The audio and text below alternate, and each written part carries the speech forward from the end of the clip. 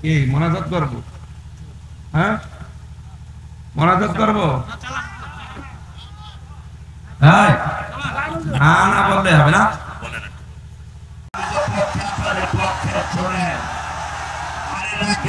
ভালো কথা বলতেছে।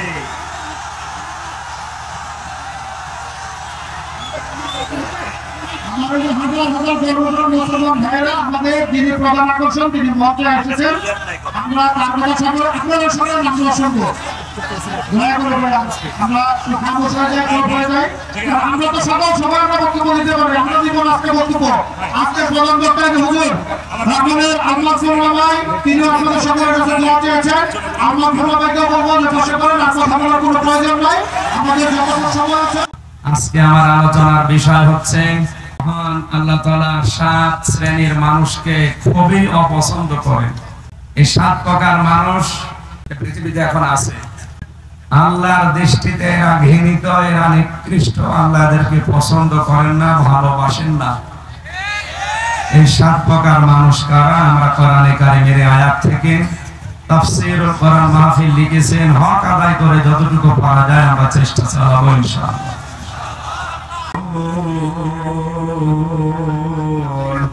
তোমাকে ভুলি আমি কেমন করে, খেয়ে না খেয়ে দিন প্রচারের কাজে নিজেকে দিয়ে সবই নিয়ে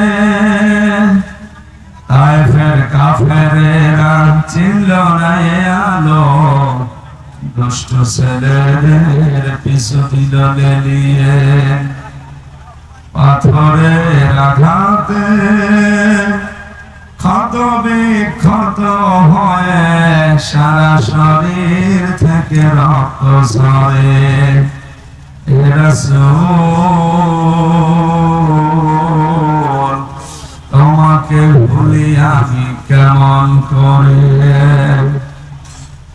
ঘেরা গোলায় তোমারই দেয়, আসমান থেকে নামে আল কোরআন। ভাঙলো সবার ভুল তোমারই পরে, আসলো কোরআনের ছায়া তলে। খালিদ ওমর আলী আবু বকর ইসলামী ঝান্ডা নিদজে তুলে। আল আমিন তুমি ছিলে চিরদিন সকল মানুষের করে। হে রাসূল তোমাকে ভুলি আমি কেমন করে। আলহামদুলিল্লাহ, বাংলাদেশের ঐতিহ্যবাহী জেলা গাজীপুর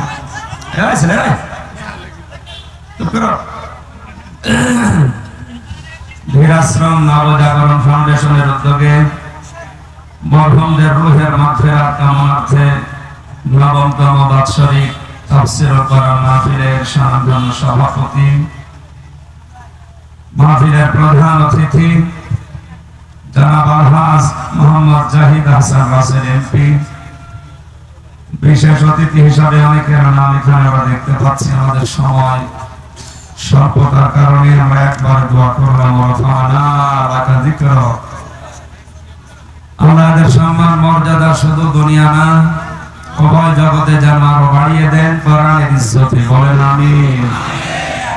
মঞ্চে বসা ওলামায়ে কেরাম, সামনে বসা মুসলমান ভাইরা, পর্দার আড়ালের সম্মানিত মা এবং বোনেরা, প্রশাসনের ভাইরা, প্রাণ প্রিয় গাজীপুরবাসী, মহান রব্বুল ইজ্জত ওয়াল জালালের দরগাহে শুকরিয়া জানাচ্ছি, যিনি কঠিন পরিস্থিতিতে যে সময় ঈমান নিয়ে টিকে থাকা আগুন হাতে রাখার চাইতেও কঠিন,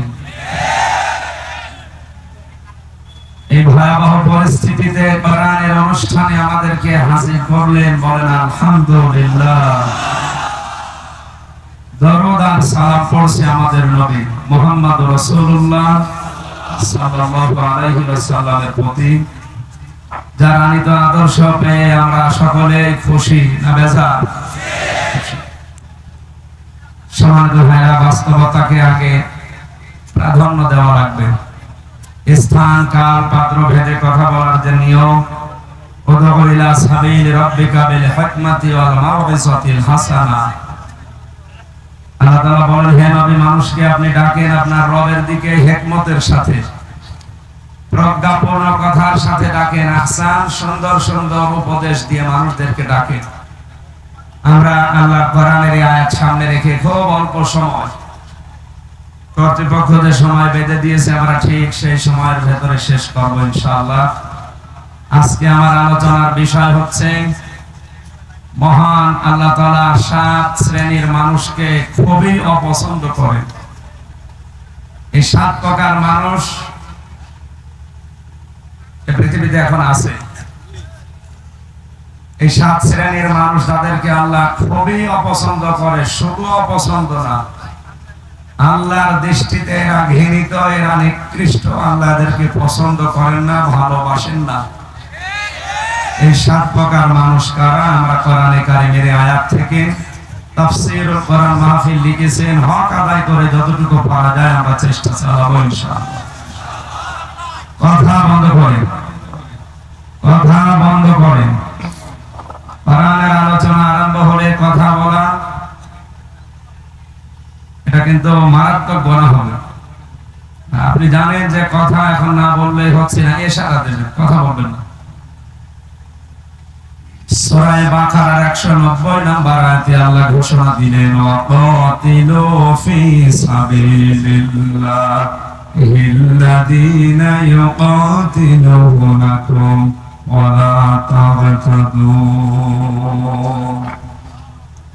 ইন্নাল্লাহা লা ইউহিব্বুল মু'তাদিন।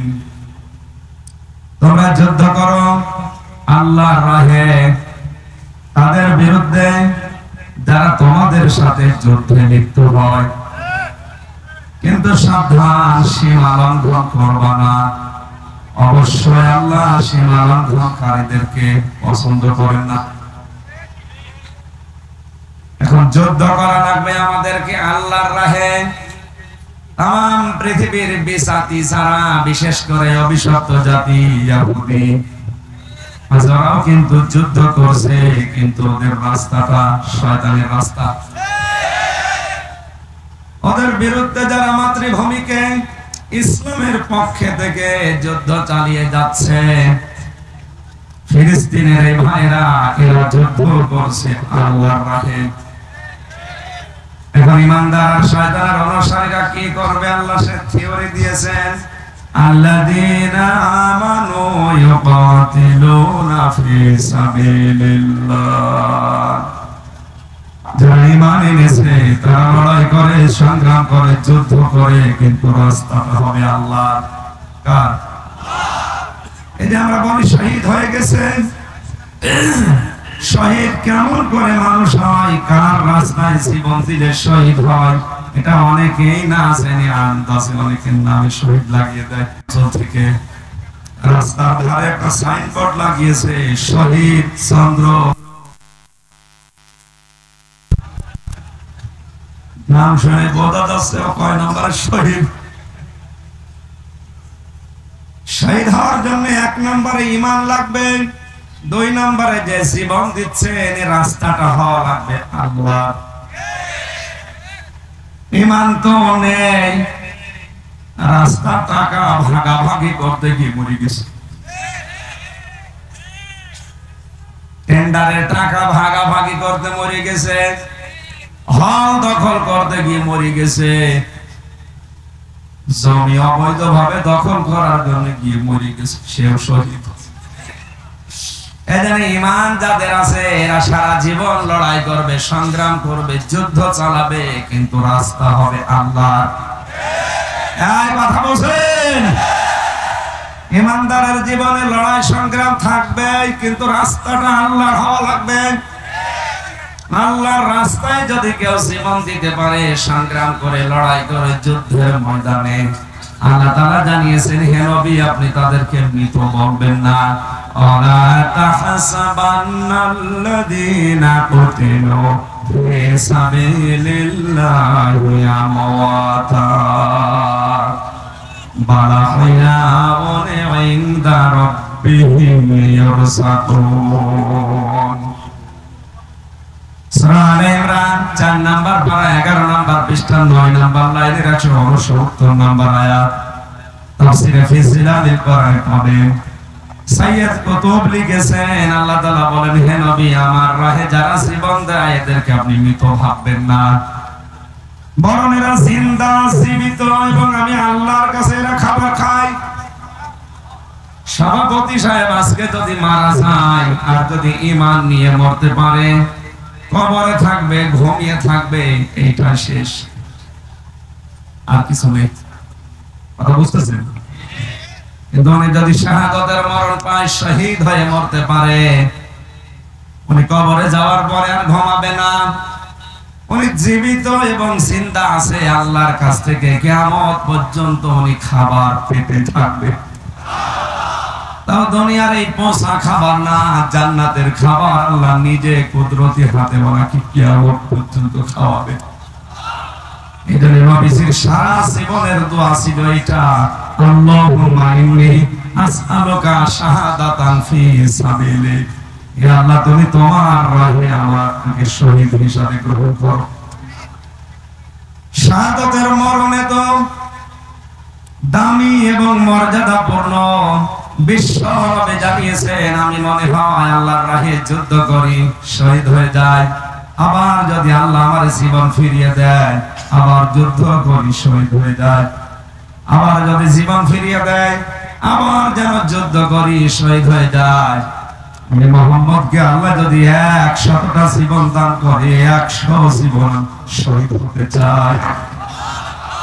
কারণ শহীদের কি মর্যাদা, কি সম্মান, কি পায় তারা, এটা আমি আল্লাহর নবী নিজে মেরাজের রাতে দেখে এসেছি। এটা আমাদেরও সারা জীবনের আশা, আকাঙ্ক্ষা, তামান্না। আমরা সাধারণ ভাবে মরতে চাই না, আমরা শহীদ হতে চাই। কোন মানুষ যদি শহীদ হয়ে মারা যায়, পিঁপড়ায় কামড় দিলে যেমন লাগে ওই রকম লাগবে। পক্ষান্তরে শাহাদাতের মরণ বাদ দিয়ে কেউ যদি সাধারণ ভাবে মরে, ও লোকটার মৃত্যু হবে জিন্দা ছাগল, চামড়া ছিঁড়ে লবণ দিলে যেরকম লাগে এরকম। আপনি কষ্ট সহ্য করতে পারবেন?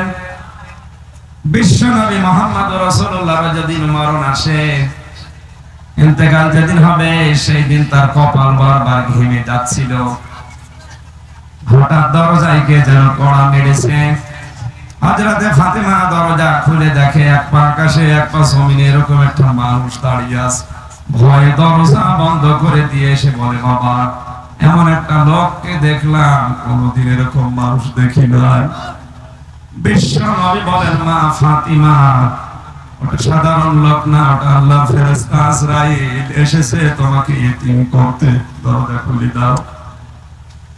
হযরত জিবরাইল এসে নবীজির কাছে বসলেন, ডাক দিয়ে বলে, ইয়া রাসূলুল্লাহ, আল্লাহ আমাকে পাঠিয়েছে আপনার কাছে আপনার জীবনটা নেওয়ার জন্য, কিন্তু তিনি জানিয়েছে যদি আপনি সেতে না চান, আমি আজকে আপনাকে নেব না। যতদিন থাকতে চান আপনি থাকতে পারবেন, কিন্তু আল্লাহ আপনার অপেক্ষা করছে। মুহাম্মদ রাসূলুল্লাহ ডাক দিয়ে বলেন, জিবরাইল, আমি যদি থাকতে চাই কতদিন থাকতে পারবো? আজরাইল বলেন, আপনি যতদিন ইচ্ছা থাকতে পারবেন। তারপরে কি হবে? তারপর আপনাকে মরা লাগবে। কারণ মরণ থেকে পৃথিবীতে কেউ রেহাই পায়নি, কিয়ামত পর্যন্ত কেউ রেহাই পাবে না। নবীজি বলেন, মরা যখন লাগবে, আমি আর এই নশ্বর দুনিয়ায় থাকতে চাই না। আমার মালিক, আমার বন্ধু মহান রব্বুল আলামিন যখন অপেক্ষা করছে, তুমি আমারে নিয়ে চলো।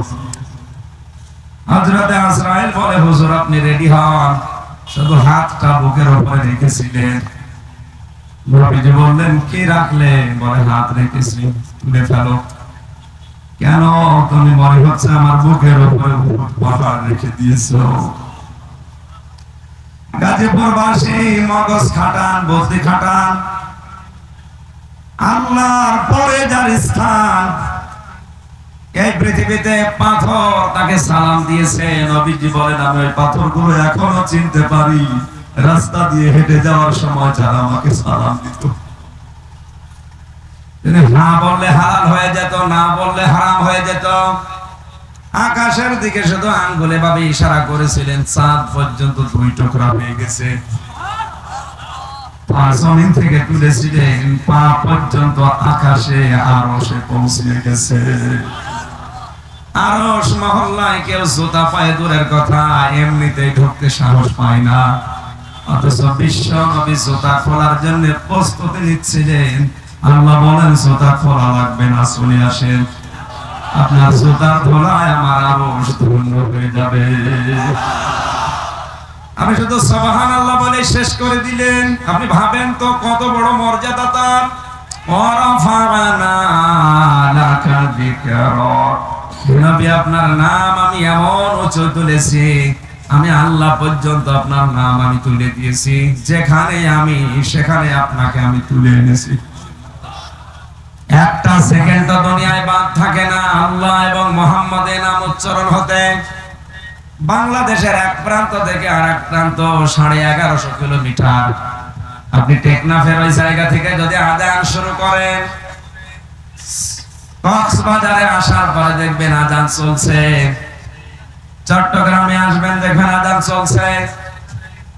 কুমিল্লা দাউদকান্দি আসবেন আযান চলছে। ঢাকাতে আসবেন আযান চলছে। ঢাকা থেকে গাজীপুর পার হবেন আযান চলছে। এখান থেকে সিরাজগঞ্জ দিয়ে রংপুর দিয়ে পঞ্চগড় পর্যন্ত যাবেন, দেখবেন আযান চলতে আছে। তার মানে একটা সেকেন্ড তো তাম দুনিয়া ঘুরলে দেখা যায় আল্লাহর নাম বন্ধ নেই, রাসূলের নাম বন্ধ নেই। এবার আপনি ভাবেন কোথায় তার মর্যাদা। সে লোকটার জান কবজ করতে গিয়ে আজরাইলকে বলেছে আপনি হাত নামান, কি রাখলেন? মনে হচ্ছে পাহাড় রেখেছে। ফেরেশতা বলেছিল হে রাসূল আমি জানি আপনার মর্যাদা কি, এজন্য শুধু আমি হাতটা রেখেছি আপনার বুকে। আল্লাহর নবী বলেন আজরাইল এটাই যদি তোমার হাত রাখা হয় তাহলে তোমার যন্ত্রণাদায়ক মৃত্যু কোনটা? তুমি যত কষ্ট পারো আমার বুকের উপরে দিয়ে দাও, আমার এতিম মুহাম্মদের জান কবজের সময় কিছু করবে না। ফেরেশতার সময় কথা দিয়েছে হে নবী আপনার উম্মতেরা 5 ওয়াক্ত ফরজ নামাজ আদায় করে যদি আয়াতুল কুরসি পড়ে ওই 10টা আমল করতে পারে, ওর ভেতরে যে 10টা ক্ষমতার কথা আছে আল্লাহর, মহান আল্লাহর কসম দিয়ে আমি বলছি ওই লোকটাকে আমি আল্লাহ আসানে জান কবজ করব। আমরা এ পর্যন্ত শুনে সুবহানাল্লাহ পড়তে রাজি আছি যে আয়াতুল কুরসি পড়লে মরণের আযাব আর হয় না। মায়ের স্তনে বুক লাগিয়ে মানুষ যেভাবে ঘুমিয়ে যায় ওইভাবে ঘুমানোর কথা আছে হাদিসে। এই মোনাজাত করব, হ্যাঁ মোনাজাত করব, হ্যাঁ না বললে হবে না। আমি 7 প্রকার মানুষের নাম কোরআন থেকে তাফসীর থেকে তুলে এনেছিলাম। আপনারা যাদের মোবাইল আছে ভিডিও হচ্ছে তুলে নেন, আপনি এই 7 শ্রেণীর ভেতরে আছেন কিনা। যদি থাকে আপনি বুঝবেন আল্লাহ আপনাকে ঘৃণা করবে।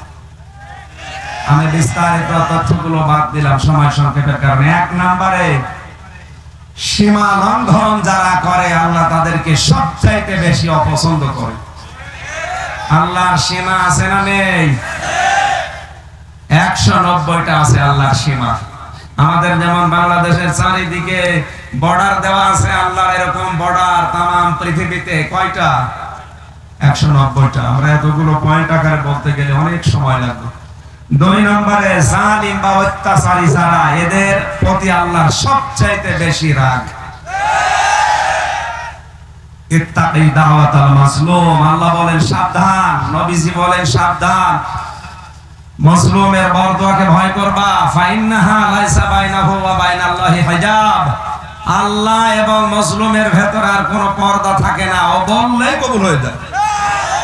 এজন্য আমরা আশাই করি যেন মাজলুমের বরদোয়ায় না পড়ি। 3 নম্বরে পেয়েছি আমি যারা অহংকারী তাদেরকে আল্লাহ পছন্দ করে না। প্রত্যেকের পেছনে দলিল ছিল, লম্বা করে বলতে পারছি না। 4 নম্বরে যারা অপচয় করে এবং অপব্যয় করে, এই যে ইসরাফ এবং তাফসীর, এই 2টা শব্দের ব্যাখ্যা খুব সুন্দর সুন্দর কথা তাফসীরে আছে। ইসরাফ বলা হয় জায়েজ কোন কাজ কিন্তু আপনি বেশি করে ফেলেন। 2 কেজি আম হলে আপনার পরিবার চলে, মানে সেই অহংকার করতে গিয়ে শেষ পর্যন্ত 20 কেজি আম নিয়ে এসে পচায়, নষ্ট করে। এটার নাম আরবিতে ইসরাফ বলে। আর তাফসীর বলা হয় অবৈধ কোনো কাজে নিজের অর্থ খরচ করা। মদ খাওয়া কি বলেন বলেন? এই মদ খেতে গিয়ে যদি আপনি টাকা ব্যয় করেন, এটা শুধু অপচয় না, এটা তাফসীর, এটা আরো বড় কথা। এরপরে বেশি 5 নম্বরে যারা আমানতের খেয়ানত করে, যেটা বাংলাদেশে এখন সবচাইতে বেশি হচ্ছে। যেই লোক যেই চেয়ারে বসার যোগ্যতা রাখে না, তাকে ওই চেয়ারে বসলে খেয়ানত হয়। এটা সবচাইতে বেশি বাংলাদেশে হচ্ছে। এটা যারা এই কাজ করছেন, যার যোগ্যতা নেই যে চেয়ারে বসা, জোর করে হোক আর যেভাবেই হোক বসে আছেন, আল্লাহ আপনাকে সবচাইতে বেশি ঘৃণা করে।